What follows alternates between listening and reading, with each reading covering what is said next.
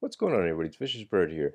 Pretty much, I'm going to give you my personal 5 tips of going rogue, manhunt, whatever, and staying alive. 1 second can seem like forever at times because if you get shot, it stops your timer. This is just common knowledge, guys. Try not to get shot. If you're not wrecking the people, you're gonna get wrecked, and you don't want to get wrecked because they're gonna gain more than you will. The best thing about going rogue is understanding when to run.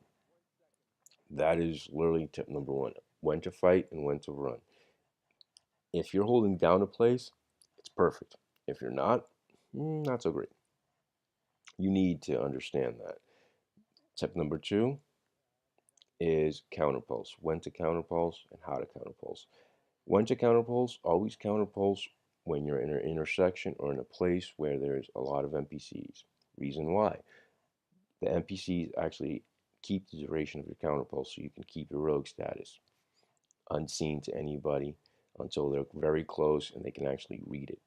Other than that, they can't see anything. They don't know where they're at. If you're not glitching, you're fine because you can keep moving. If you're glitching, you're kind of screwed anyway, and you're gonna have people go into the wall if you're doing whatever you're doing. That is what it is, and you can actually be within range of any NPCs. Three, your super. Know when to use your super.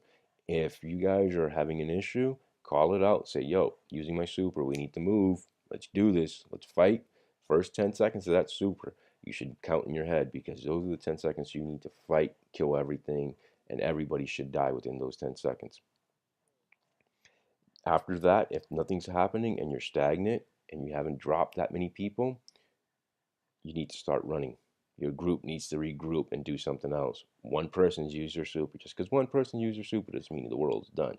You still have three other supers if you're in a group. If you're in a two-man group, you have those options. Always keep one super to run, another to kill. And your first aid is great when you're in a group because you guys can all just share it and triage off each other. And not many people can do that when they're separated. They're not going to all fight together. They can't all do that. They're not all on the same team. It will work for them, but not as much as they think they will.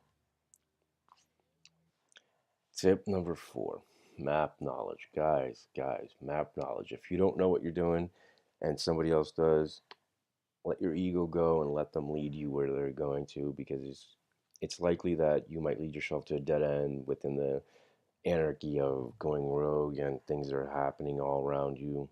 It's just best that if you don't understand where choke points are in certain maps, just let somebody else do it. Let them worry about it. You can either be the tank in the back or you could be the guy in the middle. Run in a straight line and best map knowledge. I've melted so many people. So many people. You don't understand how many people I've melted coming around doorways, coming down the stairs because they go gun ho, not even trying to, they don't even get to shoot. It's so funny sometimes. It's just so much fun. Sometimes melting some dudes that don't even get a chance. Tip number five.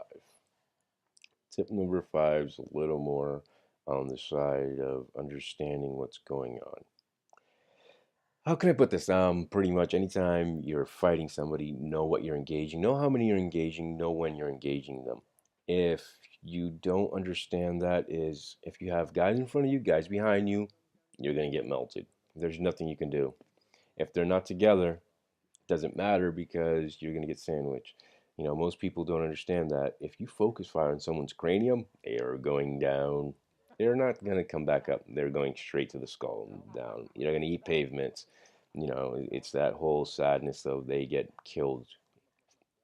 If you control the engagement, it's way better than if they control the engagement. Because the moment they control the engagement, you've just pretty much lost everything you had. If you control the engagement of them coming into a doorway and they get melted, they're done. If you control the engagement of where you're running to, that's better. Because the moment they come to you, they are losing. You're not. Hope this helps out, guys. See you on the dark side later.